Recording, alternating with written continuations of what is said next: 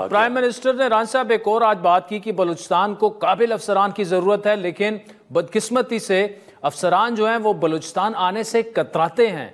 क्या वजह है कि अफसरान पाकिस्तान के सूबे में जाने से कतराते हैं? देखिए, हर आदमी जो है वो इस किस्म के इन्वायरमेंट में जहाँ पे सिक्योरिटी इश्यूज़ हों, उसे अपनी जान की जो है वो हिफाजत से मतलब जो है वो कंसर्न हो, तो हर आदमी ये चाहेगा कि वो ऐसी यानी हार्ड एरिया, यानी ये इसको हार्ड एरियाज़ आप कहते हैं ना, तो हार्ड एरियाज़ में जाने से हर किसी की कोशिश तो होती है, लेकिन बहरहाल ये कौमी ज़िम्मेदारी है, ये सबको कुर्बानी देनी चाहिए। और ठीक ऐसा नहीं है कि जो वहाँ पे भेज दिया जाए वो फिर वहाँ पे ही रहे।